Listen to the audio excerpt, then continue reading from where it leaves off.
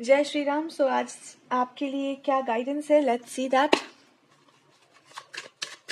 What is the guidance for you? Ace of Pentacles and I have Two of Swords and I have Queen of Pentacles and Ten of Swords. आज आपके लिए guidance बहुत simple से सी है and that guidance is कि आप जो कुछ भी करना चाहते हैं अपने करियर में, तो आपसे कहा जा रहा है कि ये पहचानिए कि आपका ट्रू पोटेंशियल कहाँ है, और उसको जानने के लिए आपको अपना एलिमेंट समझना होगा कि आप किस टाइप के इंसान हैं. हर कोई हर तरीके से काम नहीं कर सकता. कुछ लोग फ्रंट पे जाकर काम कर पाते हैं, कुछ लोग ऐसे काम कर पाते हैं जो फ्रंट पे ना जाना हो.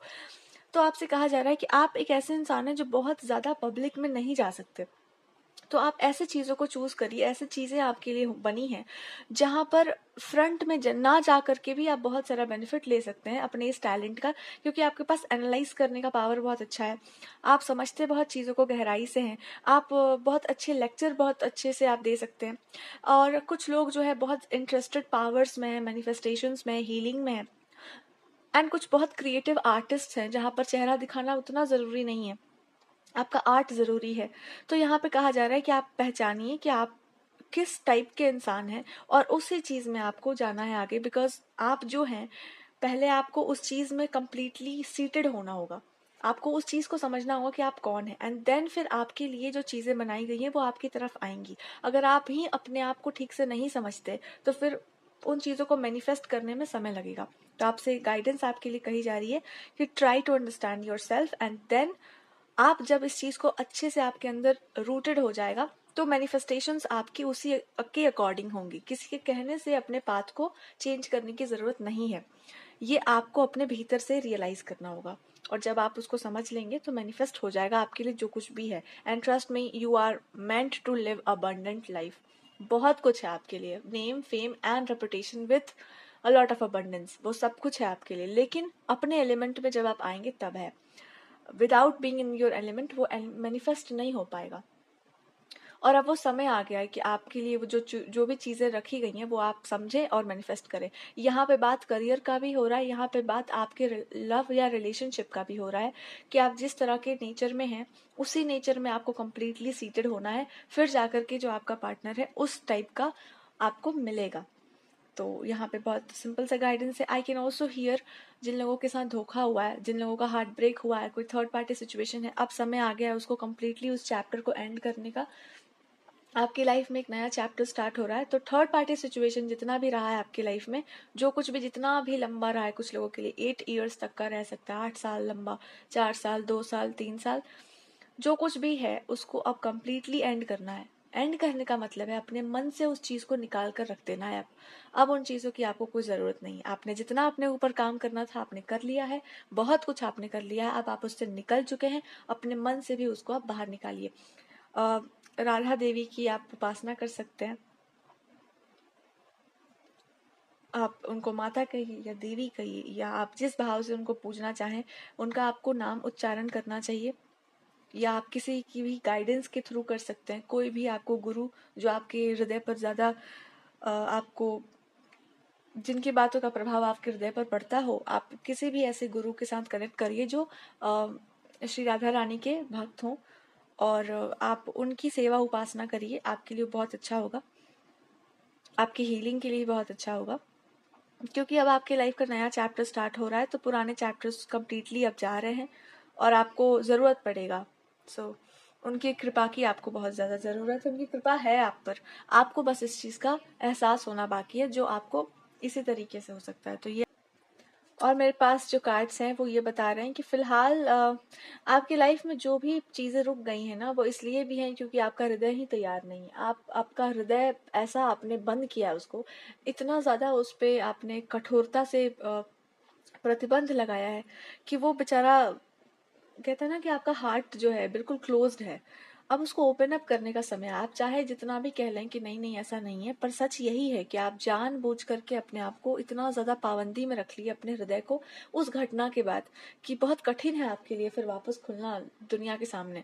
लेकिन इस बार आपको देवी की कृपा से ही फिर से अपने आप को रीबर्थ आपका हो रहा है, और इस बार कोई आपके साथ गलत नहीं कर पाएगा और उन चीज़ों का उतना प्रभाव भी नहीं पड़ेगा.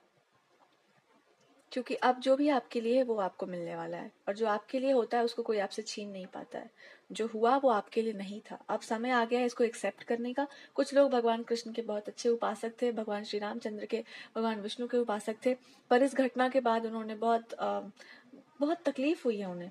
तो भगवान आपसे ये कहना चाह रहे हैं कि इस चीज को आप एक्सेप्ट करिए कि आपको बचाया गया था, आपको उन्होंने बचाया था। वो चीजें आपके लिए नहीं थी, इसलिए आपको नहीं दी गई हैं।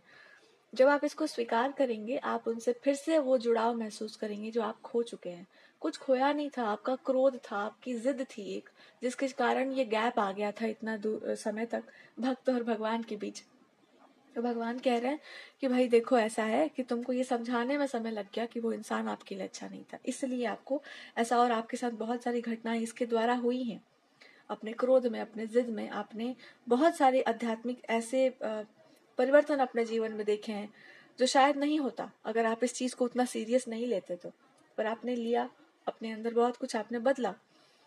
भगवान कह रहे हैं कि एक्चुअली उसका जरूरत भी नहीं पड़ता अगर आप केवल विश्वास कर लेते कि जो हो रहा है सो मेरे लिए हो रहा है, पर क्योंकि आपको जरूरत, ऐसा लगा कि ठीक है, आपको कुछ कुछ ना कुछ ऐसा करना चाहिए आध्यात्मिक जो आपको परिवर्तित करे, तो वो आपने किया, उसमें भी कुछ बुरा नहीं है। लेकिन अब वो कह रहे हैं कि इसकी अब बहुत ज्यादा जरूरत नहीं है, अपने आप को कष्ट नहीं देना है, आपको शरीर को त्रास नहीं देना है, मन को त्रास नहीं देना है। थोड़ा अपने आप को फ्री रखिए।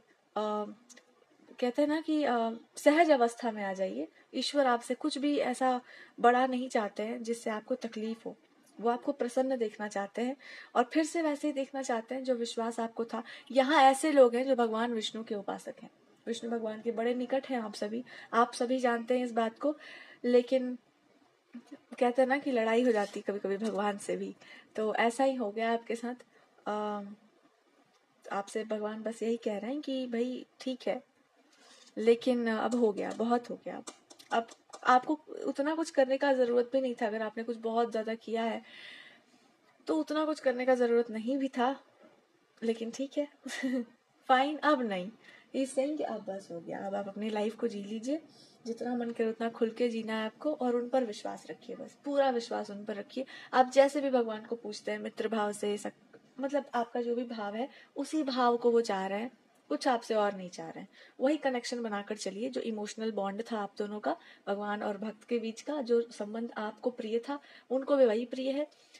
बस इनको वही चाहिए आपसे, और वो कुछ नहीं चाह रहे।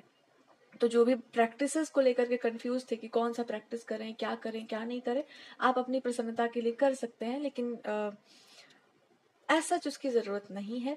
क्योंकि जैसे ही आप इस घटना को स्वीकार कर लेंगे, वो जरूरत भी आपके लाइफ से चली जाएगी। तो या क्योंकि आप खुद भी ऐसे इंसान नहीं है जो ये अध्यात्म को बांटे किसी चीज में। आपके लिए जीवन और अध्यात्म अलग अलग नहीं है, आप ऐसा जीवन जीते हैं जहां पर सब कुछ एक हो गया हो, मतलब आज में ही सब कुछ है। जीने की कला आपकी इतनी सुंदर है कि आपके लिए ऐसा कोई प्रैक्टिस बना ही नहीं है। तो यस, ये आपके लिए रीडिंग है, इस रीडिंग को खत्म करने का बिल्कुल मन नहीं है, लेकिन फिर भी आई एम जस्ट सेइंग कि भगवान को भी क्षमा करना चाहिए कभी कभी मन से। और ठीक है, जो भी आपके साथ घटनाएं घटी हैं वो गलत हुई हैं आपके साथ, लेकिन आप अटैच हो गए थे, मोह में पड़ गए थे, और सच आप भी जानते हैं कि वो चीज आपके लिए नहीं थी, वो सिचुएशन आपके लिए नहीं थी। और पर्सनली आई वुड रिक्वेस्ट कि आप इस चीज को ध्यान से समझें, जो कुछ भी आपके साथ हुआ एक एक चीज को आप ध्यान से देखें, और आपको अपने सवालों के जवाब मिलेंगे। भगवान कभी गलत नहीं करते किसी के साथ, और यदि उन्होंने कुछ ऐसा किया है जिससे आपको कष्ट हुआ है, तो शायद वो कष्ट जरूरी था, बस आपने उस कष्ट को कुछ ज्यादा ही पर्सनल ले लिया है। वो कष्ट था मोह के टूटने का, मोह के भंग होने का वो कष्ट था। वो कष्ट आपको नहीं दिया गया था क्योंकि आप उसके पात्र थे, ऐसा कुछ नहीं था। आपने उसकी दिशा बदल दी, आपने उस कष्ट को कुछ और बना दिया, वो भी सुंदर है, वो दूसरों के लिए काम आ सकता है आपका वो अनुभव। लेकिन आपका और भगवान का कनेक्शन तब भी था जब आप उनसे गुस्सा थे, आज भी है और हमेशा रहेगा, और सभी का रहता है, भगवान नहीं छोड़ते किसी को। सो प्लीज अंडरस्टैंड, अपने ऊपर इतना कठोरता से व्यवहार आपको नहीं करना चाहिए। एंड ठीक है, दिस इज माई रीडिंग, और अब बुरा नहीं होगा, अब सब कुछ अच्छा होगा। So be happy, and thank you so much.